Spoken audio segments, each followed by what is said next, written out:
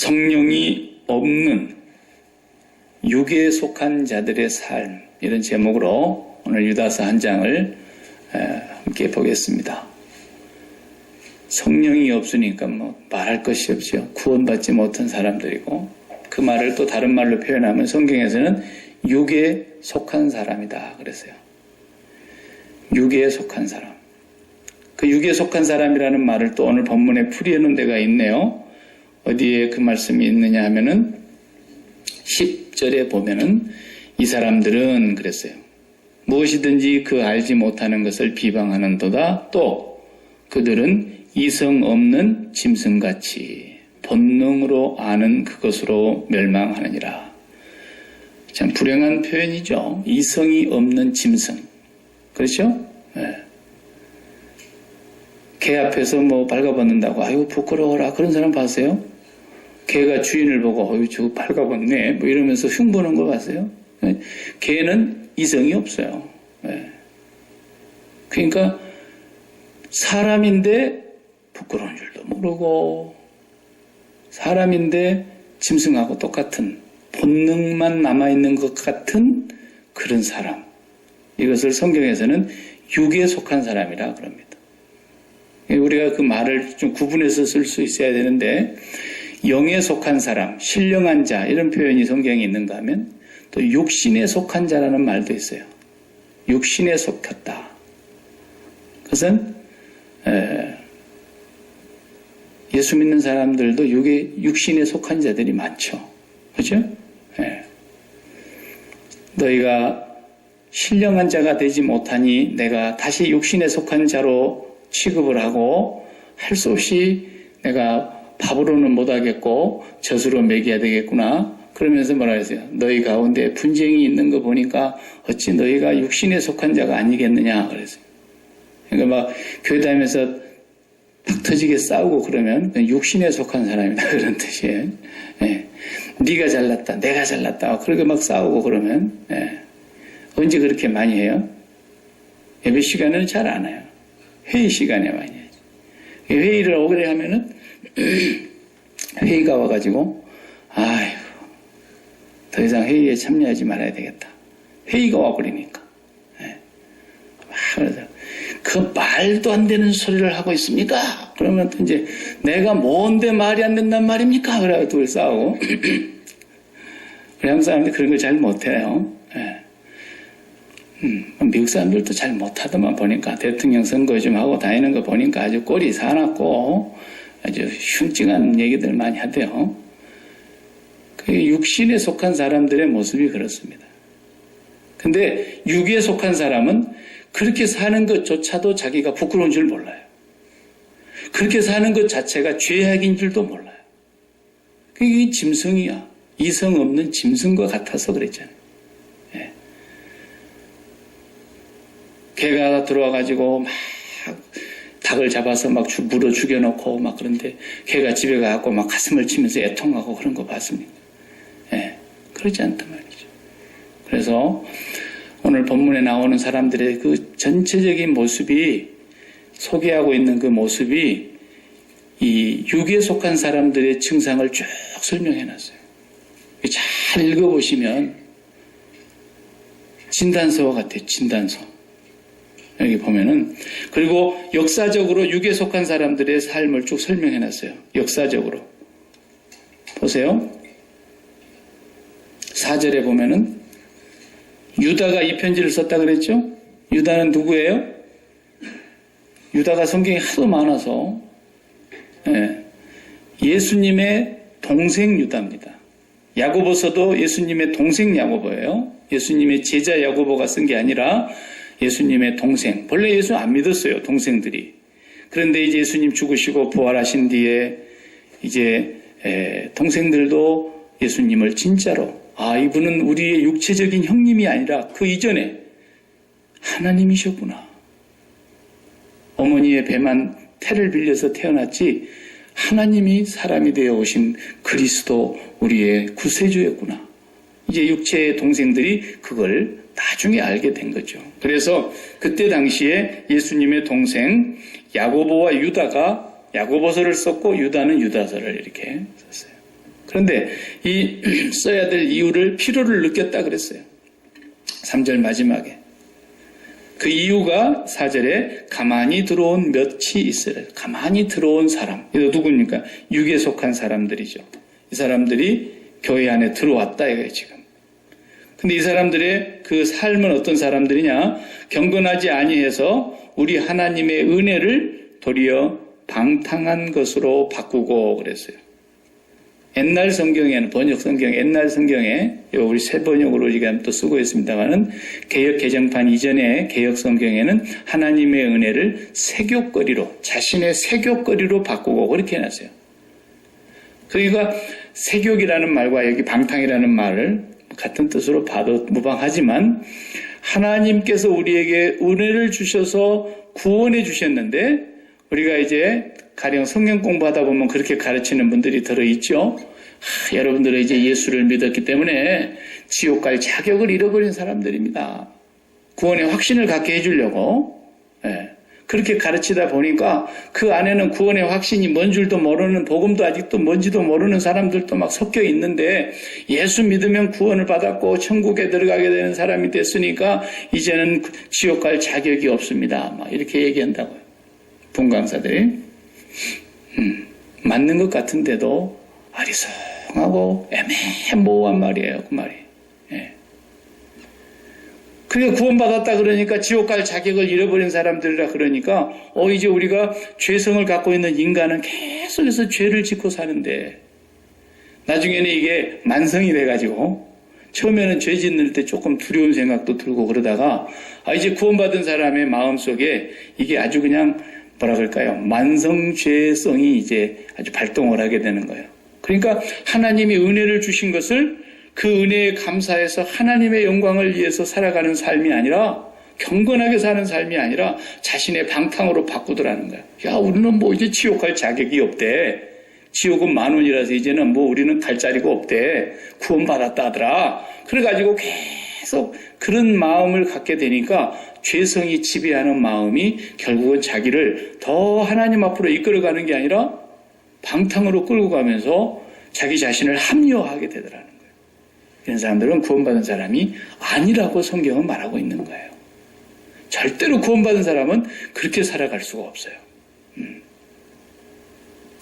이것을 오늘 성경을 쭉 읽어보면서 여기에서 믿지 않은 사람들의 증상이 5절에 출애굽 얘기를 하지 않습니까? 5절에는 출애굽기 얘기를 해요. 그래가지고 다 나오긴 나왔다. 애굽에서 홍해바다를 동일하게 다 건너 나왔다. 그러나 광야에서 믿지 않는 사람들 다 죽었지 않냐. 다 멸망시켜버렸어, 하나님께서. 그러니까 믿지 않는다는 말이 결국은 뭡니까? 마음과 행위가 같이 가야 된다는 뜻이라니까요. 그래서 믿음이라는 말을 제가 참 골백번도 설명한 것 같아요, 우리 교회에서는. 심장을 드리는 거예요. 내 마음과 행위가 같은 곳에 있는 거예요. 내가 하나님을 사랑한다 그러면 마음이 어디가 있는 거예요? 하나님께 가 있는 거예요. 그게 믿음이라니까요. 그러니까 믿지 않는 사람들 다 하나님이 멸망시켜버렸다잖아요. 홍해바다 다 건너왔지만. 그러니까 믿었다라는 말은 뭡니까? 마음이 하나님께 가 있다라는 뜻이에요. 근데 믿지 않는 사람들은 어떤 사람입니까? 입으로는 믿어요. 머리로도 믿어요. 이론적으로도 다 알아요. 그런데 그 마음이 하나님께 가 있지를 않고 어디에만 가 있습니까? 하나님이 행한 기적, 하나님이 베풀어 주신 어떤 능력, 이런 거에만 마음이 꽂혀 있는 거예요. 그러니까 그런데 마음이 꽂혀가지고 계속 하나님의 능력만 구하고 하나님의 은혜와 축복만 구하고, 그런 것은 굉장히 마음이 가 있어요. 그게 다 뭡니까? 돈 많이 버는 거. 이쪽에다가 땅 사놨는데 그냥 그 다음날 부동산 막 뻥튀기가 돼가지고 막 20배 올랐다. 그래가지고 막 돈 엄청나게 버니까 할렐루야! 막 감사합니다. 네.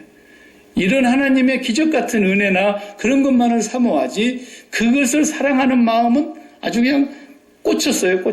한 번 그냥 걸리면 안 빠져나오는 낚싯바늘처럼 마음에 완전히 확 꽂혀가지고 하나님을 사랑하는 게 아니에요. 이런 사람들은 믿음이 아니라는 걸 분명히 성경은 말하고 있습니다. 하나님을 사랑하는 근본적인 믿음은 하나님께 마음이 꽂혀야 된다 이거예요. 그러면 하나님이 뭐 어제 땅 사놨는데 한 달 뒤에 땅값이 오를 수 있죠. 그게 뭐 나쁩니까? 정부에서 거기 개발 계획이 났는데 나는 모르고 샀다 이거예요.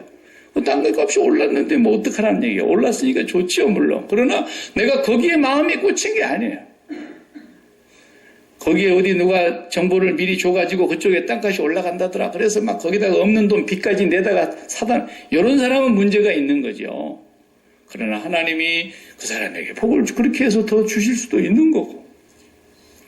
나는 그냥 거기다가 상당히 비싼 돈으로 주고 사놨는데 그냥 그쪽은 그냥 땅값이 더 점점 떨어져가지고 마치 주식 사놨더니 뭐 절반 가격도 안 되는 것처럼 그렇게 될 수도 있는 거고 그러는 거죠. 마음이 거기에 뭐 그러든지 말든지 꽂히지를 않는 거예요. 마음이 꽂히지를 않았다는 말은 그곳으로 인해서 내 마음이 요동하지 않는다는 거예요. 왜? 마음이 하나님께 가 있으니까. 그런 사람의 믿음이 진짜 믿음이라는 것을 지금 성경은 말해요. 출애굽을 다 똑같이 했지만 안 믿은 사람 하나님이 가차없이 다 죽여버렸지 않느냐. 딱 두 사람만 데리고 들어가지 않냐. 홍해바다 건넜던 사람 중에는. 그 사람들이 누굽니까? 믿었던 사람들이죠. 믿었던 사람. 6절도 보세요. 6절도 자기 지위를 지키지 아니하는 그 천사들. 이게 하늘로부터서 쫓겨나서 영원한 결박으로 흑암에 가두어놓은 마귀와 그의 사자들, 마귀를 따랐던 그 모든 하늘의 천사들이 자기 포지션을 떠난 사람들이란 말이에요. 사람들이. 그리고 하나님을 대적했던 사람들이죠. 이 종자들을 다 하나님이 멸망의 흑암에 가두어 놓으셨다. 7절에 보면은 또 어떤 사람입니까? 소돔과 고모라 우리가 설명 안 해도 너무 잘 아는 사람들이죠. 소돔과 고모라는 소돔이, 영어의 소돔이가 뭐예요? 남자와 남자가 더불어 부부 행세를 하면서 부정한 더러운 음욕을 즐기면서 여자와 여자가 더러 부부가 돼가지고 그렇게 살아가는 것들. 이게 소돔이에요, 소돔이. 남색하는 자. 레즈비언. 근데 이런 사람들이 뭐 태어날 때부터서 나는 여성 호르몬이 많아갖고 할 수 없이 남자로 태어났는데 성전환 수술을 나는 해야 될까 보다. 그래가지고 막 여자가 되기도 하고 여자가 남자가 되기도 하고 막 난리를 치는 거예요, 지들끼리. 그래, 그런 얘기를 언론으로도 못하게 딱 못을 박아놨어요. 언론에서도 못하게. 그래서 언론이 지금 그런 얘기를 하면은 잡혀갑니다. 방송국에서 그렇게 말하는 뉴스 봤어요? 한 번도 못합니다. 여기만 그런 게 아니라 대한민국도 못하게 언론을 통제를 해놨어요. 그래서 성소수자들에게 인격적인 침해가 되거나 상처가 되는 그런 말을 하지 말라는 거예요. 그러니까 지금 모든 에이즈 환자가 한 명도 예외 없이 의학적으로 이미 판명이 났어요. 한 명도 예외 없이 다 호모섹슈얼 하는 사람들 속에서 나왔어요. 주사바늘을 에이즈 환자의 피를 수혈했던 주사바늘을 실수해가지고 간호사가 다른 사람에게 꽂아가지고 에이즈가 옮아간 경우를 제외하고는 나머지 모든 100%가 다 동성연애하는 사람들에게서 뭐가 나옵니까? 에이즈 환자가 나옵니다. 이게 의학적으로 과학자들의 통계가 나와 있는데도 그 뉴스로 하면 잡혀가게 돼 있어요. 이게 보세요. 세상이 이렇게 만들어놨어요, 지금. 뉴스로 그걸 발표를 못합니다, 지금 아무도. 성소수자들의 인권을 보호한다는 법을 만들어놔가지고. 네. 그 소돔과 고모라가 그 이웃 주변 도시들까지 다 소할 땅이 다 멸망을 했다고 성경을 말하면서 그 사람들 말했으니까 음란하며 다른 육체를 따라가다가 영원한 불의 형벌을 받음으로 거울이 됐지 않느냐 우리에게. 이런 설교하면 저는 그래도 안 잡혀가서 참 감사하네요. 거의 PCUS에서는 그런 설교하면 잡혀갑니다. 바로. 미국 장로교에서는. 미국 장로교에서 목사들이 그런 설교를 절대 할 수가 없죠. 그런 사람들이 목사도 되고 지금 그런 파인데. 그러니까 육신에 속한 사람과 육에 속한 사람이 좀 차이가 있어요. 육신에 속한 사람도 예수를 믿을 수는 있지만 육신에 속한 예수 믿는 사람들은 육신에 속한 연약한 사람이지만 육에 속한 사람의 행동이 나온다니까요. 신령한 자는 그러지 않습니다. 절대로. 신령한 자는 육에 속한 삶을 넘어서죠. 신령한 자는. 그래서 사도 바울이 신령한 자는 아무에게도 판단을 받지 아니하나니 그랬어요.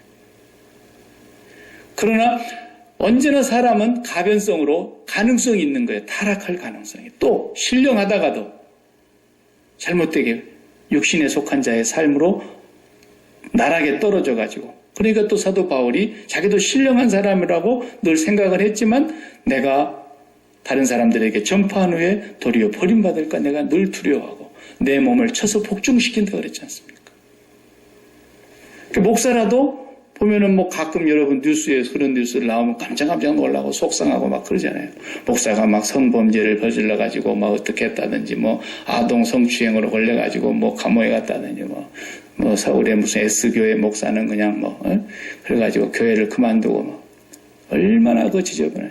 이번 시애틀 대교구 성당의 신부도 1968년부터 75년까지 그 오랜 기간 동안을 8명을 성폭행해가지고 여지껏 재판하다가 지난주 재판이 이제 몇십 년 만에 재판이 끝났어요.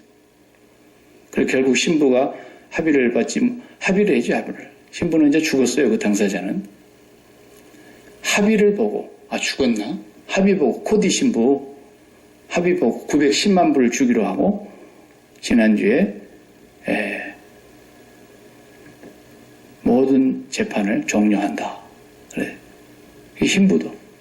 뭐 그 사람뿐이겠어요. 안 잡힌 신부가 얼마나 많은데. 뭐 역사적으로 드러나 있는 거기 때문에. 왜 그렇습니까?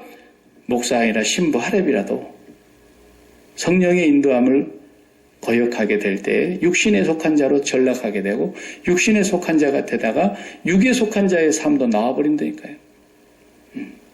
그렇게 되는 거예요, 사람이. 그래서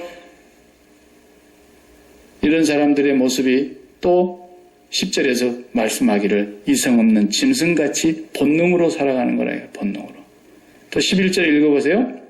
화 있을진저 이 사람들이요 가인의 길에 행하였으며 싹을 위하여 발람의 어그러질로 몰려갔으며 고라의 폐역을 따라 멸망을 받았도다. 이 세 부류의 사람들에 대해서 성경의 구약에 다 나와 있죠. 그 다음에 그들을 또 설명합니다. 그들은 기탄 없이 너희와 함께 먹으니 성찬제전에 와가지고 같이 앉아서 예수님의 무슨 성찬제전 하는 그 자리에서 같이 식사도 하고 말이죠. 애찬도 먹고. 이런 사람들이라는 이 사람들이. 그리고 애찬의 암초라 그랬잖아요. 암초. 너희의 애찬의 암초요. 자기 몸만 기르는 목자요. 바람에 불려가는 물 없는 구름이요. 죽고 또 죽어 뿌리까지 뽑힌 열매 없는 가을나무요. 자기의 수치의 거품을 뿜는 바다의 거친 물결이요. 영원히 예비된 캄캄한 흑암으로 돌아갈 유리하는 별들이라 그랬어요. 여기 에녹서가 있는데 14절 15절에 에녹서는 우리 성경에는 없으니까 그 에녹서에도 이런 사람들을 하나님이 심판하시기 위해서 수만의 거룩한 자들과 함께 심판하러 오실 거라는 것을 말씀하고 있는 거예요. 16절도 한번 읽어봐요. 이 사람들은 원망하는 자며 불만을 토하는 자며 그 정욕대로 행하는 자라 그 입으로 자랑하는 말을 하며 이익을 위하여 아첨하느니라. 이런 사람. 그 다음에 또 17절에 보면은 그들이 너희에게 말하기를 마지막 때에 자기의 경건하지 않은 정욕대로 행하며 조롱하는 자들이 있으리라 하였나니 이 사람들은 분열을 일으키는 자며 육에 속한 자며 성령은 없는 자니라. 분명히 선언을 하고 있습니다. 육에 속한 자다. 성령이 없다. 분명히 못을 받고 있어요. 성령이 없으니까 뭡니까? 예수 안 믿는 사람하고 동일한 사람이라는 거예요. 성령이 없어요. 이 사람들은 그냥 한 번 육으로 태어난 것으로 그대로 살아가고 있는 사람이에요. 그래서 마지막 때에는 결국은 이성 없는 짐승이 죽는 것처럼 멸망을 받아야 될 사람들이라는 거예요. 자, 유다서에서 말하는 이 주인공들은 누구냐? 제가 이미 요한 서신을 설명하면서 소개를 했어요. 이 사람들은 영지주의자들을 지금 말하는 거예요. 나스티시즘이라고 그러죠. 영지주의를. 예. 그러니까 이 사람들은 세 가지를 우리가 특별히 주의해야 돼요. 영지주의는 주 1세기 100년경에 있었던 교회의 가장 큰 피해를 가져다 준 이단이에요. 이 이단의 세력이 너무너무 강력하게 교회를 망치고 복음을 변질시키고 성도들을 타락하게 하고 혼선을 주었기 때문에 오죽하면 사도 요한같이 사랑의 사도도 이런 사람들은 집에 들이지도 말고 인사도 말고 강력하게 대처하라고 경계하고 있는데 예수님의 동생 유다도 이 영지주의 무리들을 지금 소개하고 있는 거예요. 영지주의들의 존재가 이런 사람들이라는 거예요. 왜 이런 이론이 그들에게 나왔을까? 영지주의의 이론 중에 가장 핵심되는 몇 가지 이론 하나는 도케티즘이라고 그러죠. 가현설. 가짜로 나타난 거라는 거죠. 가현설. 그 무슨 말이냐? 전에 설명을 했죠. 그리스도께서 하늘에서 내려오셨는데 그리스도의 영이 누구에게 들어갈까 이렇게 하고 있다가 예수라는 청년에게 들어갔다 이거야. 그래서 예수와 그리스도가 다른 거예요. 영지주의에서는. 그래서 하늘로부터서 그리스도의 영이 예수라는 아주 순결한 청년이 하나 있었는데 그 청년의 속으로 들어가가지고 이 사람이 하나님이 기뻐하는 자가 돼가지고 많은 기적도 행하고 많은 하나님의 가르침을 이렇게 전파하다가 잡혀서 죽게 되는 그 순간에 그 안에 들어갔던 그리스도의 영은 옛날에 왔던 그리스도의 영은 쑥 빠져나가 버리고 그냥 예수라는 청년이 그냥 십자가에 못 박혀 죽었다. 이렇게 가르치는 사람들이에요. 왜 그런 이론을 만들어냈느냐면 영은 선한 것인데 영적인 존재는 선한 분인데 이 선한 분이 어떻게 죄 많은 인간의 몸으로 변화가 될 수가 있느냐. 그건 불가능하다. 그래서 그 선하신 그리스도의 영은 인간으로 오신 것이 아니고 잠시 인간 예수를 빌려서 예수 안으로 들어갔다가 죽게 되니까 쑥 빠져나간 거다. 이렇게 가르쳤다 이 말이죠. 이 사람들은 이원론주의자라고 해요. 이걸 보고 듀얼리스트. 철저하게 흑백으로만 가려서 얘기하는 거예요. 영은 선한 것, 육체는 악한 것. 그래서 육체는 절대로 구원을 받을 수 없는 것이고 영만 선한 것이다라는 거죠. 그런데 이 선한 영이 어떻게 더 악한 육체로 육신을 입고 올 수가 있느냐? 그건 불가능하다. 이렇게 주장을 하면서 예수는 악한 육체고 그리스도는 선한 영인데 잠시 예수라는 청년 안에 왔다가 간 것뿐이다. 이렇게 얘기를 하니까 예수가 그리스도가 아닌 거죠. 둘로 나눠놨단 말이죠. 이렇게 되면서 이 사람들은 영적인 지식, 영지주의라 해서 신령 영자에다가 알지자, 신령한 지식을 알므로써 구원을 받는다라는 거예요. 그래서 이 사람들은 그 당시에 교회 안에서 예수를 믿는 게 아니라 그리스도를 믿는 사람들이라고 얘기를 하지만은 여기 성경에 오늘 사절에 뭐라 그럽니까? 마지막 부분에 보면은 곧 우리 주 예수 그리스도를 부인하는 자니라 그랬어요. 부인하는 거죠. 자, 저와 여러분은 그렇게 예수님 믿지 않죠? 예수님을 어떤 분으로 믿습니까? 우리는 예수와 그리스도가 둘로 나눠져 있는 분이 아니라 본디 하늘에서 성자 하나님, 독생 성자 예수 그리스도께서 이 땅에 사람의 몸을 입고 마리아의 태에 잉태되어서 성령으로 그래서 육신으로 태어나신 분. 그래서 그리스도가 예수요, 예수가 곧 그리스도다. 이렇게 우리는 믿는단 말이죠. 그러니까 우리는 그런 영지주의에 말려 들어가는 지식을 갖고 있지는 않아요. 영지주의는 지식 자체가 틀렸지만 우리는 그렇게 예수를 고백하고 있지는 않아요. 영지주의처럼.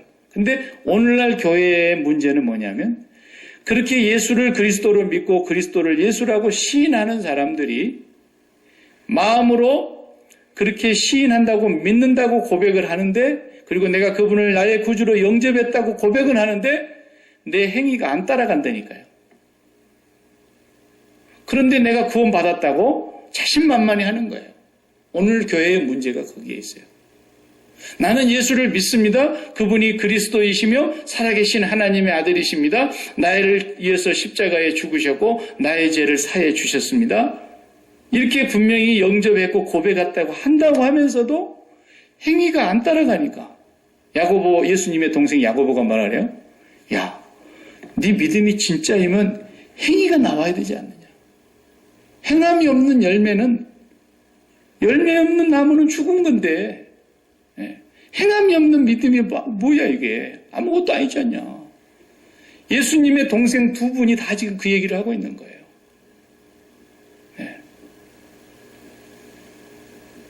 그러니까 행함이 안 따라가고 어디가 행함이 항상 따라갑니까? 행함은 어디로 가버려요? 마음하고 같이 안 가. 내가 마음으로 예수 그리스도를 믿습니다 그랬어요. 와, 마음으로 믿어 의에 이르고 입으로 시인하여 구원에 이른다 그러니까 내가 예수를 믿고 그분이 나의 구주인 것을 고백하고 시인합니다 그러는데 마음이 있는 그곳에 행위가 안 따라간다니까. 이렇게 감나무라고 돈 주고 심어놨는데 감이 안 열려. 난 지금 뭐가 열리는가 봤더니 땡감이 열렸어. 감이 안 열리는 거야. 대추나무라고 갖다 사다 놨더니 대추가 안 열려. 배나무라고 갖다 사다 심어놨더니 배가 안 열려. 어떻게 그걸 배나무라 그러냐는 거예요. 네. 그러니까 여러분 이 유다서의 얘기가 짧은 얘기지만 굉장히 중요한 얘기예요. 이걸 이해하기 위해서 제가 한 가지 얘기를 해볼게요. 노인과 바다라는 소설을 잘 아시죠? 네. 제가 옛날에 꽂혀가지고 고등학교 다닐 때 또 고전에 꽂혀가지고 많은 이 고전들을 그때 아주 심취했던 적이 있는데 노인과 바다도 보면은 52년도에 해밍웨이가 그것을 썼어요. 쿠바 해안에 쿠바의 한 노인이 배를 가지고 고기를 잡으러 나가는데 84일 동안 바다에서 허탕질만 하고 낚시에 한 마리도 고기가 안 물리는데 85일째 되는 날 고기가 물렸어요. 얼마나 큰 고기가 물렸는지 배가 끌려가 막 계속 기가 막히게 큰 게 잡혔어요. 1500파운드 정도 되는 엄청나게 큰 고기가 청새치 주사바늘처럼 그냥 주둥이 뾰족 나온 청새치 그 큰 것이 걸렸어요. 낚시에 걸려가지고 이것이 막 요동을 치니까 배 그거 조그마한 배가 끌려가다 뒤집어지게 생겼는데 그걸 끝까지 사투를 해가지고 청새치가 물 위에 올라오게 해가지고 지쳐가지고 이제 헬레 할 때 그냥 작살로 심장을 찔러버리는 거죠. 그래서 그냥 힘을 쫙 빼가지고 그걸 배 옆에다 딱 달아 묶었잖아요. 그래가지고 이제 노래를 부르면서 그 고향으로 돌아오는 거예요. 해안으로 쫙 돌아오는데 이게 웬일입니까? 천신만고 끝에 이거 잡아가지고 진짜 노래 부르고 오는데 심장을 찔러놨으니 막 고기 피가 흐를 거 아니에요. 그러니까 상어떼들이 막 달라드는 거예요. 예, 밥 먹으려고. 그러니까 막 상어를 또 때려잡아야 되니까 막 몽둥이로 때려잡고 막 칼로 찌르고 해도 뭐 상어가 한 방에 죽겠어요? 아무리 물리쳐도 상어떼들이 끊임없이 출몰해가지고 그 큐바 해안에 다 돌아와가지고 이제 배를 거의 육지에 내놓고 보니까 전어 고기 그냥 머리하고 가운데도 막 그 가시만 딱 남은 것처럼 그 고기 그 큰 청새치를 다 먹어버렸어요. 이제 해밍웨이가 그걸 쓸 때에는 그 상어떼들이 막 달라들어서 그 물고 뜯고 하는 것이 그걸 하나의 죽음으로 비유를 한 거예요. 죽음으로. 우리 인생들이 말이죠. 죽음이라는 것이 그렇게 다가오고 있고 엄연한 사실인데도 불구하고 그 죽음 앞에서 그래도 살려고 발버둥치고 몸부림치고 생을 극복하고 막 그렇게 해가지고 그런 아주 의미를 담은 소설을 썼다 그래가지고 54년도에 노벨 문학상을 받았어요. 근데 뭐 노벨 문학상 받으면 뭐합니까? 그거 받아가지고 얼마 안 돼서 자기는 대략 우울증에 걸려가지고 총으로 자기를 쏴서 자기가 자살을 했어요. 그러니까 그런 뭐 철학적인 얘기 다 쓸데없고 그게 뭐냐면 그 청새치를 딱 잡았을 때 그것이 물 위에 떠오르니까 그냥 작살을 거기다 꽂아가지고 그 고기를 탁 잡았다 이거예요. 잡았다. 그것이 오늘 이 본문을 놓고 비유해서 보면은 무슨 얘기냐면요. 영지주의가 뭐냐? 이 세상이라고 하는 것이 바다인데, 바다로 표현이 되어 있는데, 그 바다에서 내가 그 청새치 그 놈만 잡았다 그러면 이제 내 목적 달성을 한 거니까. 거기에 작사를 꽂아가지고 그걸 내 것으로 만들었으므로 내가 인생의 뭔가를 이루는 모습이라 이거예요. 그러나 그걸 다 이루었으면 뭐합니까? 죽음이라는 상어떼가 막 달라들어가지고 싹 다 앙상하게 뼈만 남기고 다 먹어버리는데, 예. 그러니까 그런데도 불구하고 우리 인생들은 어찌됐든지 이 세상이라고 하는 바다에서 무언가를 획득해야만 행복하다고 생각하는 거예요. 이미 에덴 동산, 그 기쁨이라고 하는 에덴 동산에서 쫓겨남으로 말미암아 인간에게는 기쁨이 없어요. 기쁨이. 인간은 기쁨을 잃어버렸어요. 행복을 잃어버렸어요. 아무것도 의미가 없는 거예요. 그래서 혼돈과 공허와 흑암의 깊음에 빠져 있는 게 인생이에요. 그런데 그 인생들이 이 세상에서 기쁨이 없는 에덴 동산 밖으로 쫓겨나가지고 기쁨을 얻으려고 하니까 어떻게 기쁨을 얻을까? 하나님을 다시 만나기 전에는 그 기쁨이라는 것이 있을 수가 없는데 이 텅 빈 가슴을 이 바다라고 하는 세상에서 청새치 한 마리에게 작사를 꽂아서 기쁨을 얻으려고 하는 인간 노인처럼 모든 사람들이 이 세상에다가 마음의 작사를 꼽아놓고 산다니까요. 그래가지고 내가 이것만 가지면 기쁘겠는데, 이것만 가지면 행복하겠는데, 이것만 가지면 내가 이제 원이 없겠는데 이러고 있다는 거예요. 인간들이 다. 이게 어떤 사람? 육에 속한 사람이에요. 이게. 그게 뭐 때문에 그런 마음을 갖느냐? 죄성 때문이니까, 죄성. 인간의 죄성. 하나님이 없는 상태에서도 내가 기쁨을 얻을 수 있다. 에덴 동산이 기쁨의 동산에서 쫓겨나 놓고도 이 가슴 속에 하나님 말고도 내가 기쁨을 얻을 수 있는 게 있고, 삶의 의미를 찾을 수 있는 게 있고, 내 행복에 의미 있는 것이 이 바다에 있다라는 거예요. 그러면서 거기에다가 마음을 꽂아놓고 사는 사람들이에요. 그러니까 돈에다 꽂아봐요. 돈이 가는 대로 이 배가 끌려가는 거예요. 계속. 죽고 못 사는 거예요. 그래서 돈이 많이 벌리면 행복한 것 같고 기쁘고, 돈이 막 쏙쏙쏙 빠져나가봐요. 그러면 이 청새치에다가 꽂아놓은 배가 막 끌려가듯이 그 마음이 계속 거기 끌려가는 거예요. 자식한테 마음 꽂아놔봐요. 자식으로 인해서 좋은 날도 있지만 자식 때문에 또 막 이 끌려가는 거예요. 잠 못 자고 괴롭고 속상하고. 예. 명예가 뭐라고 그 명예, 예? 그런 데다가 마음을 꽂아놓고 거기에 그냥 공천 못 받았다 그러니까 막 난리를 치고 막 죽고 못 살잖아요. 여보세요. 정신병자 같잖아요. 예. 그까짓 게 뭐라고. 아무것도 아니라는 걸 전혀 모르는 거예요. 이성 없는 짐승이나 매 한 가지예요. 미안한 얘기지만. 그 인간들이 에덴 동산에서 쫓겨났으면 기쁨이 없는 거예요. 하나님을 다시 만나기 전에는 에덴이라는 없는 거예요. 그런데 그 하나님을 잃어버린 자리에 세상에다가 마음을 꽂아놓고 거기서 기쁨을 빨아먹으려고 하는 이 노인처럼 그렇게 살아가는 것이 육에 속한 사람이라는 거예요. 그것은 왜 그러느냐? 하나님이 없는 죄인의 본질이라는 게 그게. 짐승이 이성이 없는 짐승처럼 본능으로 살아가는 삶이 바로 죄된 인간의 모습이라는 거예요. 그러니까 우리가 거기에 마음이 꽂혀 있으면서 입으로는 나 예수 믿어. 입으로는 나 하나님 나라 간다고. 나는 죽으면 구원 받았다고. 예수님은 나의 구원자라고. 그런데 마음이 어디에 꽂혀 있어요?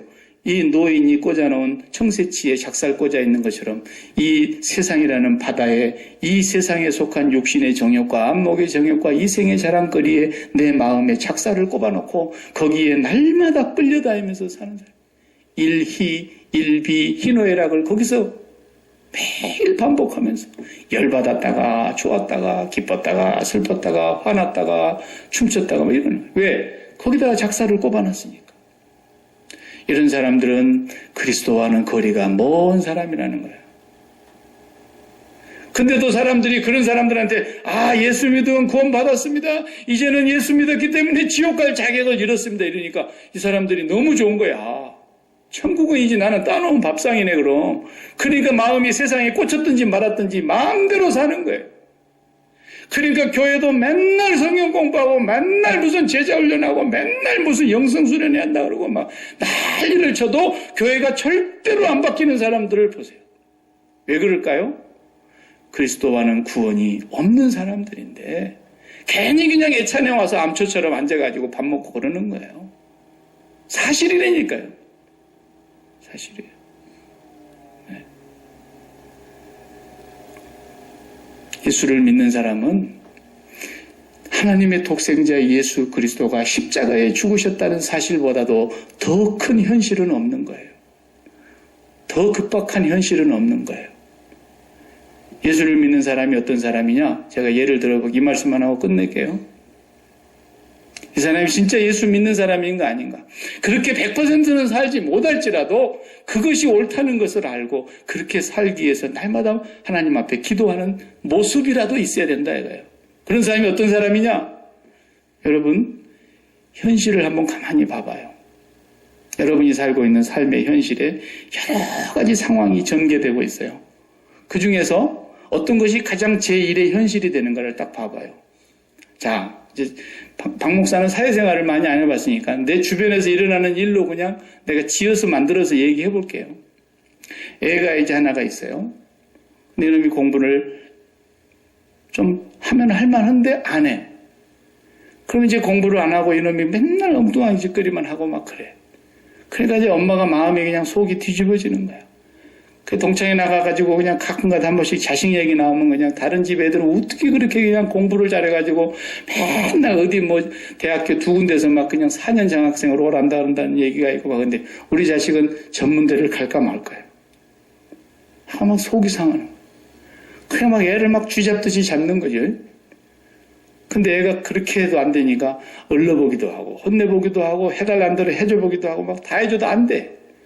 성적표 뜩 갖고 왔는데 보니까 대학교는 그만두고 전문대도 지금 가야 되냐 말아야 되냐 이래. 그럴 때 성질 나면 이제 엄마가 한마디 해줘. 나가 뒤져라. 에? 나가 죽으란 말도 안 해. 나가 뒤져라 그러지. 막 화가 있는 대로 나가지고. 그럼 애가 이제 막 기회는 어쩌다 그러고 그냥 나가죠. 나가서 죽으라 그러니까. 예. 그 애가 나갔어. 진짜로 나가버렸어. 나갔는데 석 달 열흘이 돼도 생사의 전화 한마디가 없어. 처음에는 그냥 왼수 같은 거 나가버리니까 그냥 그런 줄 알았더니 2달이 돼도 생사 확인이 안 되고 소식이 없어. 그러더니 이제 석 달이 돼가 100일이 가까우는데도 전화 한 통화도 없고 알만한 데는 다 알아봤는데도 아무도 거동을 알지 못해. 그럼 어떻게 되죠? 그럼 어떻게 돼요? 공부는 그만두고 사람만 돌아와라. 에? 현실이 바뀌었어 이제. 이전에는 공부가 제1의 현실이었어요. 이 엄마의 가슴 속에. 근데 애가 석 달 열흘이 돼도 생사 확인이 안 되면은 이제 어디가 살아서만 있으면 좋겠다. 현실이 바뀌었죠. 현실이. 이걸 현실이에요. 여러분의 현실을 한번 생각해봐요. 제일 큰 현실이 뭡니까? 이딴 걸 돈이라고 벌어다 주냐고 마세요. 바가지 긁는 여자가 있다 해봅시다.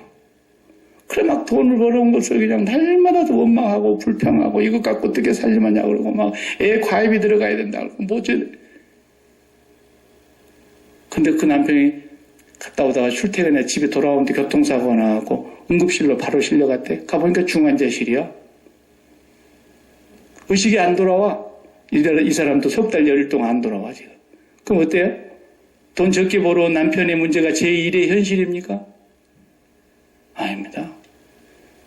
그냥 평생 내가 밥에 먹여서 떠먹여서라도 살릴 테니까 사람만 있어달라고 그럴 거야. 현실이 바뀐 거야. 일의 현실이. 사람마다 다 똑같아요. 집집마다. 나에게 있어서 제1의 현실이 뭐냐라는 거예요. 아무리 심각한 현실이 아무리 큰 현실이 있다 할지라도 그보다도 더 큰 현실이 딱 닥치면은 지금까지 현실은 아무것도 아니니까요. 그냥 애 공부 못한 것도 문제가 안 되고 남편 돈 좀 적게 벌어온 거 하면 문제가 안 된다.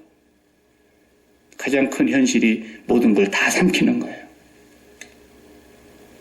예수를 믿는다는 말은 나에게 있어서 지금 내 자식이 죽어가는 일보다도 더 큰 현실이 하나가 있는데 하나님의 독생자가 나를 위해서 죽었다는 사실이에요.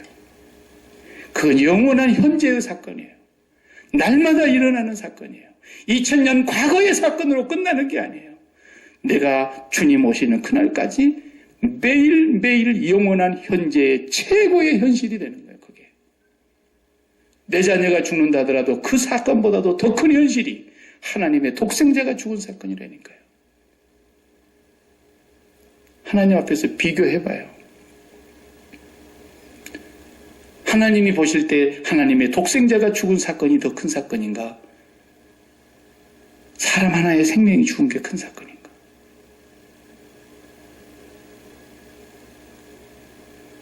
예수를 믿는다는 말은 하나님의 독생자의 십자가에 죽은 사건에 모든 현실이 다 묻히는 걸 말하는 겁니다. 아시겠습니까? 다 묻히는 거예요. 그것을 사도 바울이 일컬어 내가 십자가에 못 박혔나니 그렇게 말한 거예요.